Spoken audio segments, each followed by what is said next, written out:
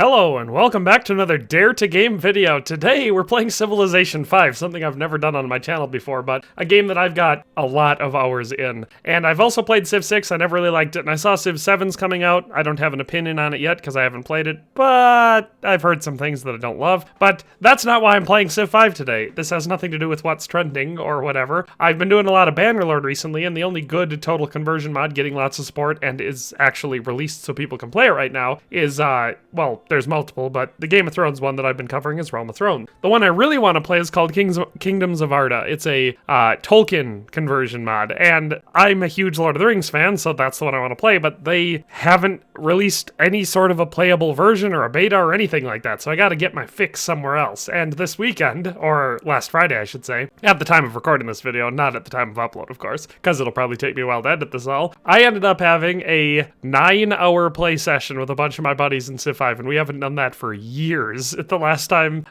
we did it was probably 6, 7, maybe 8 years ago. It's hard to remember. It was a while ago. But we went from right around 8 p.m. to 5 a.m. in the morning, and only 3 of us were left at that point. But it made me realize how much I still love this game. So I downloaded some mods, and we're playing it, as you could probably tell from the title and thumbnail and everything. We're playing a Lord of the Rings version, and so I tested this mod out last night. Well, I just tested out the Lord of the Rings Civ 5 version 3. So it's a tech-limited Lord of the Rings themed overhaul of Civ 5. So it adds a bunch of Lord of the Rings civilizations, comes with a soundtrack that plays the Middle-earth music, which I'll turn off for copyright reasons. And like I said, it's tech-limited, so it doesn't have you going into the modern era, and I like that. So we've got all that going on. Today I've also added in a Middle-earth map pack, because I couldn't find a Middle-earth map when I was playing the mod last night, which was weird. And I also added the Numenor civilization, because I'm going to try playing as Numenor. So that's what we're doing today. Let's set up a world. All right, we've got her set up. I'll have to test this and see, because I'm leaving city-states on, but I don't know if the mod adds city-states, and I don't want any vanilla assets, so I might have to come back and do this all again. But basically, I wanted to make sure that I don't have any vanilla stuff going on, so I chose myself as Elros, and then I added in factions, even if the characters aren't right, that would have existed at the time of Numenor. So I added in a Goblin faction, which is led by Azog. Again, not right for the character, but goblins existed. Ben Oberys for the hobbits. They'd have been somewhere. Elrond for the Eldar elves. The Eldar obviously existed. Kamul for the Easterlings. Again, Kamul wouldn't have been there, but the Easterlings existed as, not a unified faction, but just a general term for people from the East. Witch King of Angmar. He's dubious, but he's an enemy faction, so we'll have more orcs to fight. Thror for the dwarves. Dwarves existed. Thranduil for the Sylvan elves. Sylvan elves existed, and Thranduil might have even been around, even though Orifer, his father, would have been in charge. Suladan for the Harad. Again, I don't even know who Suladan is.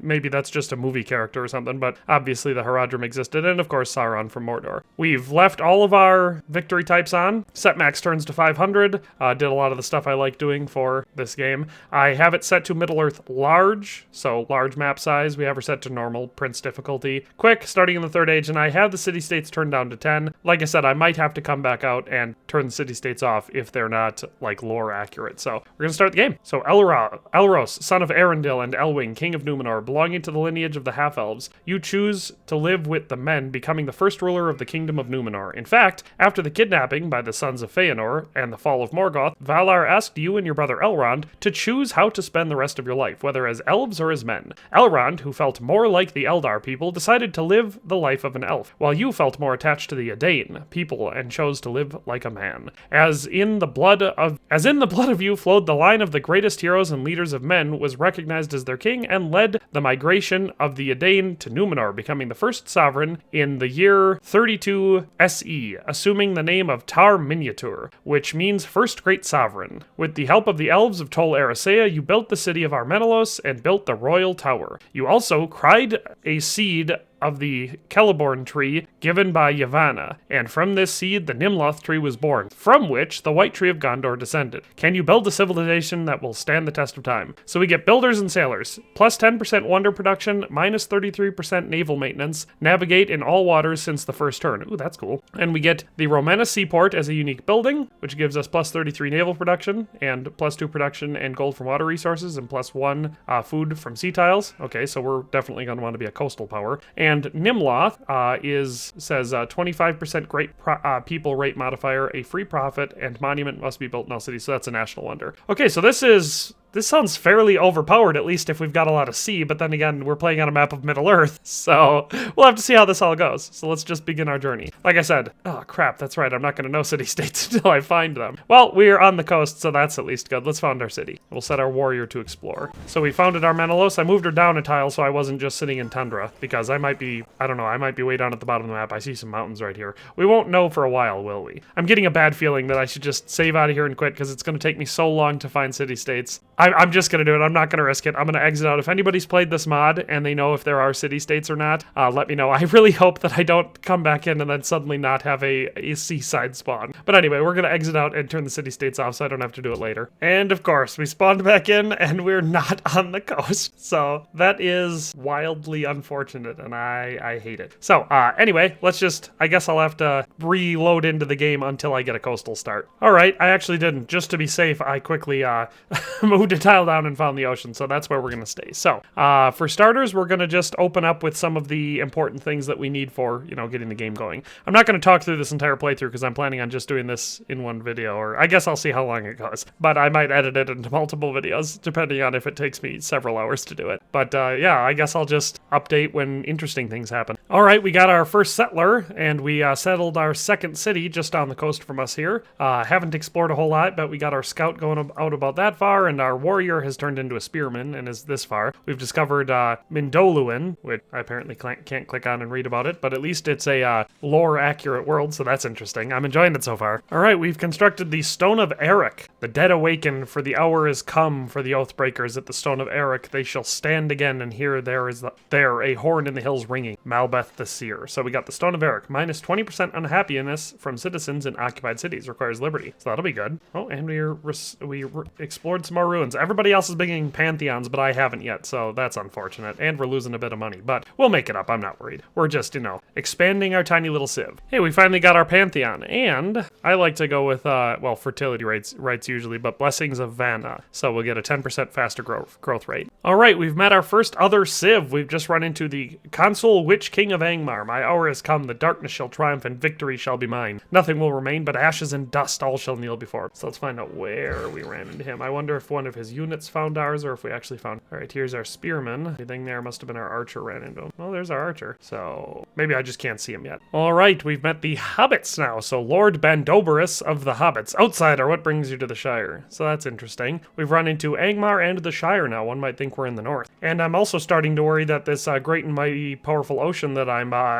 located on as the nation of Numenor happens to be a small inland lake. So that's not that exciting. So we'll have to see where we can go from here. Hopefully I'll find the sea and can found some cities on it. We've met Kamul the Great of the Easterlings. He said, I come from yonder. I am Kamul, the Black Easterling, Shadow of the East and Dragon King. Have you seen my golden army? And they're using a picture of Agendaur from the video game War in the North. So that's fun. But I'm meeting lots of civs. I feel so civilized. Well, we get to found our religion finally. I am running low on gold, so that's good timing. So we're gonna found religion, and let's see what they've got. They've got Aule, Irmo, Manwë, Melkor, Namo, Nienna, Arome, Ase, Tulkas. Okay, that's an early front runner for me. Vana, Varda was taken, and Yavanna was taken. Well, at least Melkor wasn't taken yet. Manwë's kind of the boss guy, but you know, Tulkas is hard to beat, so we're gonna go with Tithe, of course, and then we're gonna go with Memorials. All right, let's found our religion. So we now have religion, so that's cool. Back to work. Well, we're upgrading our religion, so we're going to go ahead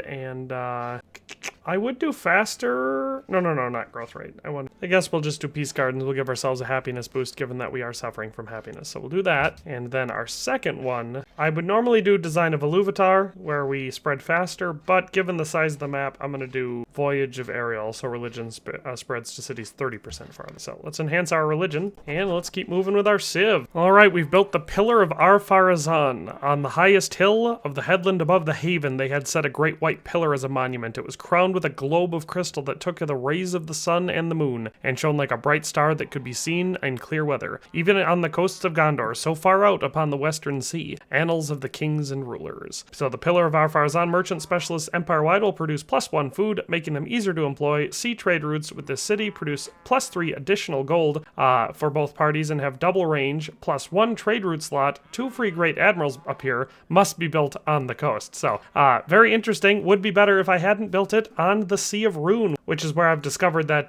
my settlement is located. Because I've got most of the map discovered now, and I've got plans for a coastal expansion, but at the moment, the Sea of Rune is where we're at, so not great for Numenor. I really wish we'd have been at least on the coast. It'd be really cool if this map just had an island for Numenor. But yeah, we'll have to set up some sort of an outpost so we're actually out on the ocean at some point. The good thing is, I mean, good or bad, you can see all the civs that I've discovered around me they're much closer to the coast. We're way inland, so it's just hilarious how this ended up. But let's keep going and see where we can, you know, what happens next. We've now built the Tomb of Elendil. This oath shall stand in memory of the glory of the land of Star, and of the faith of Elendil the faithful, in the keeping of those who sit upon the throne of the West, and of the one who is above all thrones forever. Sirion, Unfinished Tales. So the Tomb of Elendil, plus 50% Golden Age length, so that's useful. Alright, little update. We're coming along quite nicely on our little Sea of Rune Numenorian Empire, which is hilarious in my opinion. Mostly we've just been focused on spreading our religion and culture and such. We've been struggling with unhappiness just the whole time, so that's kind of annoying. Hard to do trade routes, if I'm being honest, on this world, especially being just so far away from everyone else. I have established a colony way out over here, so I've got 2 settlements over here growing themselves up. Not too bad, honestly. Like, we're making progress. It's been peaceful for me. From what I understand, this clump in the middle has been fighting a lot, so like Angmar and the Easterlings, I think the Easterlings might be pretty much gone, or the Haradrim over here, the Easterlings are down here. They've been fighting with Hobbiton. The goblins down here haven't really been doing much. I'm not sure if I think Mordor is at war with the Easterlings, which is always fun. The dwarves down here haven't been doing much, and the elves over here, so here we have Thranduil's elves, and here we have Rivendell. Basically, the only stuff I've been doing with them is fighting over religion with them, so they're trying to spread. The Mirkwood elves have their religion is Yavanna, and the Eldar, you know, the Rivendell elves, theirs is Varda, and so they've been trying to spread theirs. I have pretty good control over the dwarves over here, because they didn't start their own religion, so I've got their civilization pretty well under my religion's control, and I've been proselytizing into the elven lands, but they've been fighting back a lot stronger than anyone else I've tried spreading my religion to. The hobbits, their holy city, the Shire, is worshipping Ver, but I've been able to get my religion spread over there fairly well. So we're making progress. It's not going along as swimmingly as I would like, just because, like I said, unhappiness has been the bane of my existence. That, and being so far away, I haven't been able to establish any profitable trade routes from over here. I'm hoping with my settlement way over on the other side. I normally wouldn't do that because there's no connection between over here and over there, so if I want to send anything, it takes forever to get it over there, but it's going well enough. I did not expect to be the farthest civilization inland when I picked Numenor. We've just created a great work, so this is the great bard Samwise Gamgee doing his lament for Gandalf. The finest rockets ever seen, they burst in stars of blue and green, or after thunder's golden showers came falling like a rain of flowers. Powerful stuff, Samwise Gamgee. Alright, we've created another great work with our, this time it was a great engineer, and we got a Haradrim artisan, and he created a curious Haradrim artifact, which appears to be Starry Night. Not familiar with that in the lore. Got our next wonder, the Edheland. When dawn came dim, the land was lost, the mountains sinking gray beyond the heaving waves that tossed their plumes of blinding spray. Amroth beheld the fading shore, now low beyond the swell, and cursed the faithless ship that bore him from Nimrodel, the Fellowship of the Ring. So Edelhand, +1 culture from coast and ocean tiles worked by the city, +10 base tourism must be built on the coast. So another good coastal one for my extremely good seafaring nation. Alright, we got a great scholar whose name is Pengolad, and he wrote us the Golden Book, whatever that is. Well, we got another great bard who gave us, whose name was Hobbit Poet, and he wrote us the Shadow Bride. Unfortunately, we don't get another lyric that I can read, so that's always sad. Hey, we got another great artisan, and Thrain the First, and we got the Arkenstone from him, so that's pretty cool. I bet you that'll piss the dwarves off. Maybe, I don't know. Well, just a little update on our civilization. We are, at turn 204, we have our little Sea of Rune empire going here. Not huge, it's just 4 cities. And then we have our outpost way over on the tip. We got our cities out there that aren't doing particularly well. Our unhappiness isn't very good. We're currently in a golden age too, so the unhappiness is probably worse than that. Making decent gold now. We've been denounced by like everybody, even though we aren't doing anything aggressive. Like I said, closest thing to aggression we got has been spreading religion, but you can see I haven't even been pushing that for a bit here, so I don't know why everyone hates us so much. We're just living in our little little secluded empire. Well, it is the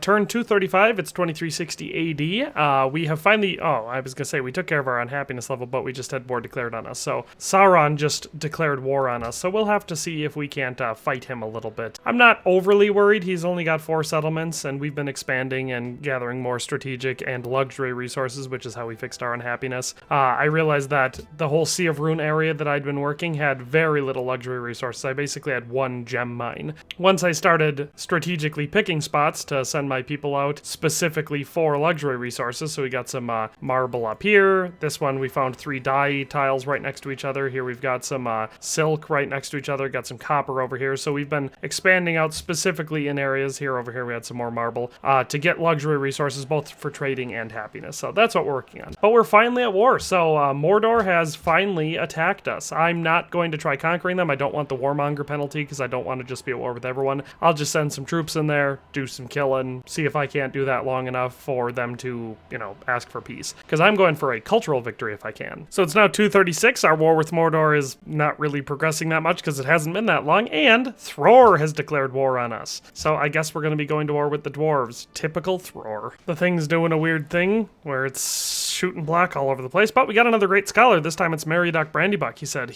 Mary, also wrote a short treatise on old words and names in the Shire, showing special interest in discovering the kinship with the language of the Rohirrim of such Shire words as Matham and old elements in place names. So it's part of old words and names of the Shire. Very interesting. The wars are going well enough. Like I said, there's certain things with this map or this mod, I'm not sure what's causing it, but I'll hover over certain places or move my troops to certain places, and then I'll get this weird black flashing effect. Don't love it, but it's only in, you know, certain places. But yeah, got another song, this one from an elven lore master. Then were voices on the fells and the sound of ghostly bells, and a march of shadowy people o'er the height in the mountains by the shore, in forgotten Eriador. There was dancing and was ringing, there was shadowy people singing ancient songs of olden gods in Eriador. So that's the song of Eriador. Always exciting. Our war is going well. We've pretty much, I mean, I'm not fighting with Mordor that much because the Witch King of Angmar seems to be fighting him mostly. I just went in, weakened him a little bit, killed some of his troops, and the Witch King's been taking it from there, so I've been just kind of ignoring Mordor. The dwarves won't accept my peace offer no matter what. I've just been piss pounding them the whole time. They won't accept it. I've got them down to just their capital city. I'm leaving them alone. Every time their troops come out, I kill their troops. I offer them peace, etc. All the rest of their cities have been razed or are in the process of getting razed to the ground. So you can see we have the Lonely Mountain is almost done being razed to the ground, and the Aran Hills are almost gone. Erebor is the only thing they got left, but they won't surrender. Also, funny, they have Erebor and the Lonely Mountain, separate settlements. But anyway, that's where we're at in turn 256. Well, we finally waited long enough, and Sauron has offered us peace in exchange for one of his settlements, the Udun Vale. So I'll take it. I don't want to be at war, so. Well, we inherited the Udun Vale, which looks like something he just settled just so he could offer it up for peace. It is starving. It gave us, well, when we got it, it gave us 11 unhappiness, but we've got her down to 7. I guess we'll take it. I'm no longer at war with Mordor. Still just the stubborn dwarves. And there comes Thror right afterwards, wants to make peace, and he's offered me the Shire, which is his satellite settlement over in the Shire, obviously, their capital city. So I guess it's sort of a trap, but I'm going to take it. Wonder how much unhappiness I'll get for annexing it. Could liberate it, but I'm willing to bet I get 6 tourism from it, though, or culture. Unhappiness by 21. I'm going to take it just because it's a decent-sized city and it's a holy city, so I'll be able to eradicate the religion that they have that's fighting me. So let's check that out. We're now no longer at war, at least for a little while. Here we have the Shire. All right, 13 population. Not great borders. They're pretty well hemmed in. Not a lot of resources or whatever. They do have a couple wonders, though, so I'll take it. I don't mind it. The Shire is now mine. And it's turned 262, and we're no longer at war, at least for a little bit. Got another great bard, so it says, "Oh, what are you doing? And where are you going? Your ponies need shoeing. The river is flowing. Oh, tra-la-la-lally, here down in the valley." I believe that's a Tom Bombadil one. Oh, no. Tra-la-la-lally down here in the valley. That is the elves in Rivendell from The Hobbit. I remember now. All right, it's turned 280, and now Khamûl of the Easterlings and Thranduil have declared war on me in the same turn. That's mighty suspicious, I'd say. All right, so it's 289, and we are fighting with with the Easterlings over in the Shire area, but if I click on that, it'll do the black flashy thing. See, told you. We've captured, we started with the Shire, we freed Hobbiton, gave it back to the Hobbits, took Rune Sea, annexed it, took Rune and annexed it, took Helkaran, raised it. That gives us this little control of this gap between the mountains. I assume this is supposed to be the Gap of Rohan. Hard for me to tell. But anyway, it's a very easy to defend little gap, so I figured I'd keep it here. And I have not pursued any further. I'm just waiting for them to want peace. Mordor declared war against me again, so they want war again. And the goblins, Azog, have finally declared war. So considering they're kind of far away and I've got some geographical boundaries protecting me, I'm actually not going to pursue them. I'll just play a defensive war long term. Eventually, I feel like they'll offer me peace and give me one of their settlements. So that's where we're at war-wise. Other than that, we're doing good. We're researching ring lore, which I'm pretty sure is kind of like the scientific victory of this game. We don't have these things yet, and we don't have mentoring yet, but we have ring lore is like the last thing we're measuring, or researching, I should say. So I'm close to that. As far as cultural victory goes, I'm doing fairly well on that. I'm influential with the Easterlings, the goblins, and the hobbits. Pretty close on Mordor, pretty close on the Sylvan Elves. Dwarves are about halfway. Ingmar, I'm pretty close. So I'm close on several types of victory. I'm not going for a military victory. I'm not pushing that, but I'm getting there on both cultural and whatever this mod's version of a scientific victory is. So let's keep working on it. All right, so things have happened. It is 316, or turn 316, 3021 AD. I'm almost to ring lore, but the problem is Elrond, the sneaky little bastard that he is trying to beat me. He's a little bit ahead of me on ring lore. His culture doesn't compete with mine. I'm almost to a cultural victory. The last two people I need are the dwarves and the Eldar elves, so that's him. I've got influential or dominant with everyone else. Problem is, at the last world, or White Council or whatever, they embargoed me, so I can't send trade routes anymore, and so that's going to slow down a cultural victory enough that he might win ring lore. So I decided I wasn't going to let that happen, and I invaded him. I've been at war with the Mirkwood elves for a while. I've just been ignoring them. Basically, they have a choke point right here that I was defending, and every single time they'd come through, I would just attack them right here, and I didn't let any of their troops through. But I figured since I was going to move down towards Rivendell, I might as well take out them. So I captured Saren Amroth and annexed it. These other ones are being raised. I left Northern Mirkwood alone to avoid the Warmonger penalty. And then same thing goes for all the way through these. I left Imladris alone. Well, I attacked it, beat it up a lot, but other than that, I left it alone, didn't conquer it. Austin Edhill, since it's a big city and it controls another choke point, I annexed that one, but I'm raising Mithlond in the Tower Hills. I'm not going to try for a military victory. I've been very clear about that. I'm planning on leaving these capitals alone. I just need to stop Elrond from stopping me from getting my cultural victory, and or slow him down so he doesn't beat me with the ring lore victory. If he almost gets there, I'll of course conquer his capital, but hopefully he doesn't. So yeah, we're just gonna keep going from there.